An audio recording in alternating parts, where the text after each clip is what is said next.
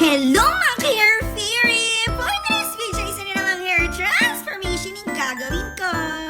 For today's ganap nga po ay 3 client ang gagawin natin sa araw na ito. Kung ano po ito, tara at samahan ninyo ako mga ka-hair fairy. Sinundo na nga pala ako ng ating client para naman sa ganun ay maaga kami makapagsimula. At syempre, wala na akong sinayang ng mga panahon. Eto at nagsimula na ako mag-prepare mga ka-hair fairy. Ang unang gagawin nga pala natin sa ating first client ay organic keratin with color and cellophane. Eto nga palang buhok ni Madam ay medyo kulot at manipis. Ang una nga pala niyang plano ay magpakulot ng buhok.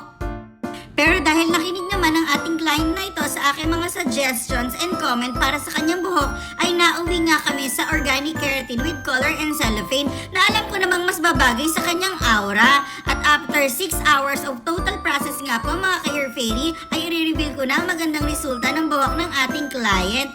O diba, eto na siya mga ka-hair fairy. Super straight, smooth and shiny na nga ito mga ka-hair fairy na mas pinaganda pa ng cellophane.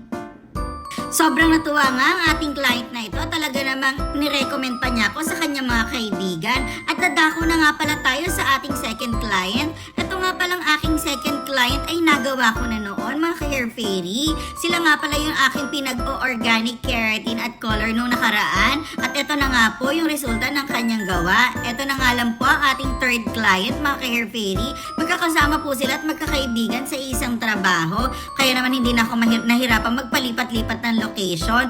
Color and collagen hairs pa nga lang pala ang ginawa natin sa kanya. At syempre, after nga po ng ilang oras na paggawa, ay eto na po ang resulta. Super basic coloring nga lang pala ang ginawa natin sa kanila para naman sa gano'n ay matakpan ang kanilang mga gray hair. At dahil umabot ka na nga sa putong ito ang aking video, please like, share, and follow naman dyan mga ka-hair fairy. And pakisubscribe na rin po ako sa aking TikTok account. Yun lamang po mga ka-hair fairy. Much love, God bless, spread love, not virus.